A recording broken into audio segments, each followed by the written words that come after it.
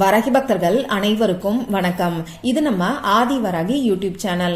வரகி அன்னையோட அருள் பரிபூரணமா எல்லாருக்குமே கிடைக்கணும்னு மனசார பிரார்த்தனை செஞ்சுக்கிட்டு நாம இந்த பதிவை ஆரம்பிக்கலாம். இன்னைக்கு இந்த பதிவு மார்கழி மாசத்துல வரக்கூடிய முதல் நாளுக்கான பதிவு. நமக்கு இருக்கக்கூடிய வேண்டுதல் இந்த மார்கழி மாசம் முடியறதுக்குள்ளேயே நிறைவேறதுக்கு இந்த மார்கழி மாசத்தோட முதல் நாள் நாம செய்ய வேண்டிய ஒரு எளிமையான பரிகாரத்தை பத்தி தான் இந்த பதிவுல நம்ம பார்க்க போறோம். ஒரு டம்ளர் தண்ணீரை வச்சு செய்ய வேண்டிய ரொம்ப எளிமையான பரிகாரத்தை இப்ப நான் உங்களுக்கு சொல்றேன். இந்த ஒரு டம்ளர் தண்ணீரை நிலைவாசல்ல எப்படி வைக்கணும்னு இப்ப நாம பார்க்கலாம். இந்த மார்கழி மாசத்தோட முதல் நாள் எப்ப வருதுன்னு பாத்தீங்கன்னா டிசம்பர் மாசம் 17ஆம் தேதி ஞாயிற்றுக்கிழமை அன்னைக்கு நமக்கு வருது. இந்த நாள்ல நமக்கு பஞ்சமி திதியும் சஷ்டி திதியும் ஒன்னா சேர்ந்து இருக்கு. இது கூடுதல் சிறப்புன்னே சொல்லலாம். பொதுவா மார்கழி மாசம்னாலே தெய்வ வழிபாட்டுக்கு உகந்த மாசம்னே சொல்லலாம். ஒரு வருஷத்துக்கு 12 மாசங்கள் இருந்தாலும் அந்த 12 மாசங்கள்ல இந்த மார்கழி மாசம் ரொம்ப முக்கியமான மாசம்னே சொல்லலாம். அந்த அளவுக்கு சக்தி வாய்ந்த இந்த மார்கழி மாசத்தோட முதல் நாள்ல நம்ம வீட்டுக்கு வெளியில இருக்கக்கூடிய தெய்வங்கள் நம்ம வீட்டுக்குள்ள வர்றதுக்கும் நம்ம வேண்டுதல் நிறைவேறதுக்கும் நாம என்ன பண்ணணும்னு இப்ப நான் உங்களுக்கு சொல்றேன். இந்த மார்கழி மாசத்தோட முதல் நாள்ல வரக்கூடிய பஞ்சமி திதி அன்னைக்கு நம்ம வாராகி அம்மாவுக்கான வழிபாடுகளை எப்படி செய்யணும்னு சொல்லி ஒரு வீடியோ நான் உங்களுக்கு கொடுத்திருக்கேன். அது மட்டும் இல்லாம நம்ம வாழ்க்கையில இருக்கக்கூடிய எப்பேற்பட்ட கஷ்டமும் கெட்ட சக்திகளும் நீங்கிறதுக்கு நிலைவாசல்ல நாம வைக்க வேண்டிய ஒரு பொருளை பத்தியும் நான் உங்களுக்கு சொல்லியிருக்கேன். அந்த வீடியோவோட லிங்கை டிஸ்கிரிப்ஷன் பாக்ஸ்ல கொடுக்கறேன். கண்டிப்பா போய் செக் பண்ணி பாருங்க. சரி, இப்ப நாம இந்த பதிவை ஸ்டார்ட் பண்ணலாம். இந்த வீடியோல சொல்ல போற இந்த பரிகாரத்தை யாரெல்லாம் செய்யலாம்னு பாத்தீங்கன்னா எல்லாருமே செய்யலாம். வேண்டுதல்கள் இருக்கிறவங்க எல்லாருமே செய்யலாம். நமக்கு வேண்டுதல்களுக்கா பஞ்சம்.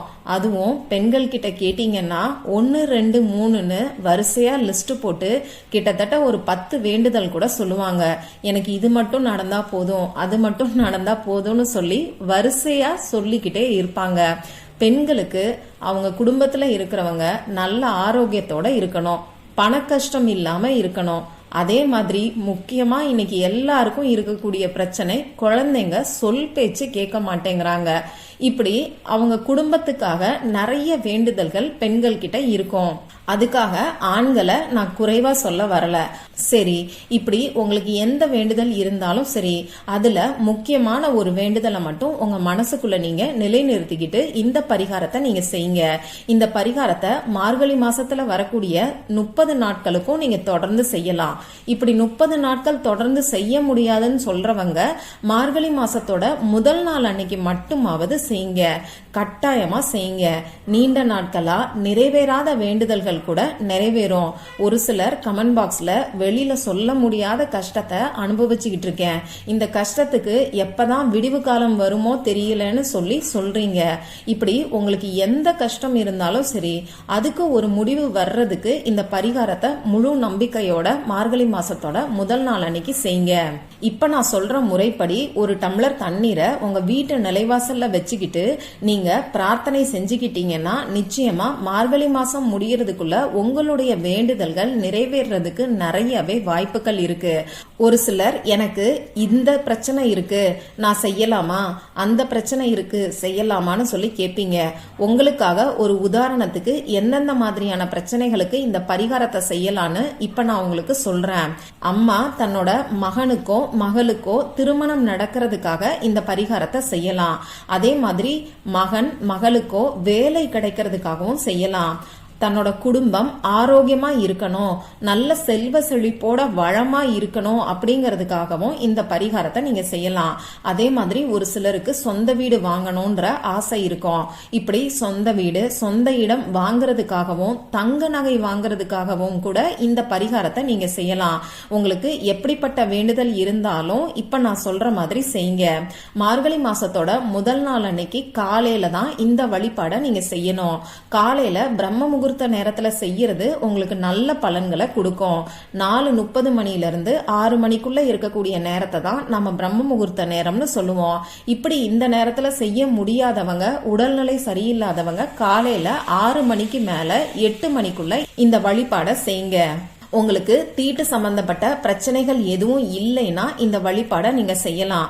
பிறப்பு தீட்டு இறப்பு தீட்டு இருக்கிறவங்க கட்டாயமா இந்த வழிபாடை செய்ய வேண்டாம். அதே மாதிரி முதல் நாள் நைட்டு நீங்க அசைவம் சாப்பிட்டு இருந்தீங்கன்னா காலையில எந்திரிச்சு தலைக்கு குளிச்சதுக்கு அப்புறமா உங்க வீடெல்லாம் தொடச்சிட்டு அதுக்கப்புறம் இந்த வழிபாடை நீங்க செய்ய ஆரம்பிங்க. பெண்களுக்கு மாதவிடாய் சமயமா இருந்தா இந்த வழிபாடை செய்ய வேணாம். இந்த மார்கழி மாசத்தோட முதல் நாள் இந்த வழிபாடை செய்ய முடியலன்னா வேற எப்பெல்லாம் செய்யலாம்னு பாத்தீங்கன்னா மார்கழி மாசம் ஃபுல்லாவே செய்யலாம். அப்படி இல்லைன்னா மார்கழி மாசத்துல வரக்கூடிய வெள்ளிக்கிழமைகள்ல இந்த வழிபாடை நீங்க செய்யலாம். இப்ப காலையில எந்திரிச்சு நீங்க குளிச்சதுக்கு அப்புறமா உங்க வாசல் தெளிச்சு கோலம் போட்டுக்கோங்க. இந்த கோலத்துக்கு நடுவுல பசுஞ்சாணத்தை பிள்ளையாரா பிடிச்சு வச்சு அதுல பூசணி பூவை வைக்கிறது நம்ம பழக்கம். இந்த பழக்கத்தை எத்தனை பேர் இன்னமும் ஃபாலோ பண்ணிட்டு இருக்கீங்கன்னு சொல்லி எனக்கு கமெண்ட் பாக்ஸ்ல சொல்லுங்க, நானும் தெரிஞ்சுக்கிறேன். இப்படி பசுஞ்சாணமும் பூசணி பூவும் கிடைக்காதவங்க இப்பெல்லாம் மஞ்சள்ல பிள்ளையார் புடிச்சு வச்சு அதுல செம்பருத்தி பூ அப்படி இல்லைன்னா சாமந்தி பூவை வைக்கிறாங்க. இந்த மாதிரி எத்தனை பேர் செய்யறீங்கன்னு எனக்கு கமெண்ட் பாக்ஸ்ல சொல்லுங்க. ஒரு சிலர், அதாவது அபார்ட்மெண்ட்ல இருக்கிறவங்க, எனக்கு கோலம் போடக்கூட இடவசதி கிடையாது, நான் என்ன பண்ணட்டும்னு சொல்லி கேட்பீங்க. ஒண்ணுமே வேண்டாங்க, மஞ்சள் கலந்த தண்ணீரை உங்க வாசல்ல நீங்க தெளிச்சு விடுங்க.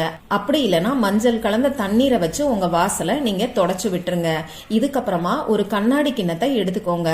இந்த கண்ணாடி கிண்ணத்துல தண்ணீரை நிரப்பி வச்சுக்கோங்க. இந்த கண்ணாடி கிண்ணம் நிரம்ப நீங்க தண்ணீரை வச்சுக்கோங்க. இந்த கண்ணாடி கிண்ணத்துல ஒரு சிட்டிகை அளவுக்கு பச்சை கற்பூரத்தை சேர்த்துக்கோங்க. அதுக்கப்புறமா இந்த கண்ணாடி கிண்ணத்துல சாமந்தி பூ அப்படி இல்லைன்னா செம்பருத்தி பூவை போட்டு வைங்க. இந்த ரெண்டு பூவும் உங்களுக்கு கிடைக்கலன்னா உங்களுக்கு என்ன பூ கிடைக்குதோ அந்த பூவை நீங்க இந்த கிண்ணத்துல போட்டு இந்த கிண்ணத்தை உங்க வீட்டுக்கு நிலைவாசலுக்கு வெளிப்பக்கத்துல நீங்க வச்சிருங்க. இவ்வளவுதான் நீங்க செய்ய வேண்டியது. இதுக்கப்புறமா நிலைவாசல்ல விளக்கு ஏத்தி வைக்கக்கூடிய பழக்கம் இருக்கிறவங்க விளக்கு ஏத்தி வச்சுட்டு உங்க பூஜை அறைக்கு வந்து விளக்கு ஏத்தி வச்சு வழிபாடு செய்யுங்க. இந்த தண்ணீர் இருக்கக்கூடிய இந்த கிண்ணத்தை நிலைவாசல்ல வச்சதுக்கு அப்புறமா உங்க குலதெய்வத்தை நினைச்சு மனசார பிரார்த்தனை செஞ்சுக்கோங்க. உங்க வீட்டுக்குள்ள உங்க குலதெய்வத்தை வர சொல்லி நீங்க கூப்பிடுங்க. குலதெய்வம் தெரியாதவங்க உங்க இஷ்ட தெய்வத்தை கூப்பிடுங்க. நம்ம வீட்டுக்குள்ள நம்ம குலதெய்வம் வந்துட்டாலே மற்ற தெய்வங்களும் வர ஆரம்பிப்பாங்க. அதனால உங்க குலதெய்வத்தோட பேரை சொல்லி உங்க வீட்டுக்குள்ள வர சொல்லி நீங்க கூப்பிடுங்க. இந்த மாதிரி பிரார்த்தனை செஞ்சுக்கிட்டு அதுக்கப்புறமா நிலைவாசல்ல விளக்கு ஏத்தி வச்சுட்டு அதுக்கப்புறம் உங்க பூஜை அறையில நீங்க விளக்கு ஏத்தி வைங்க. மார்கழி மாசம் முடியறதுக்குள்ள உங்க வேண்டுதல் நிறைவேறதுக்கு மார்கழி மாசத்தோட முதல் நாள் நீங்க செய்ய வேண்டிய வழிபாடு இதுதான். இது ரொம்ப எளிமையான வழிபாடு தான்.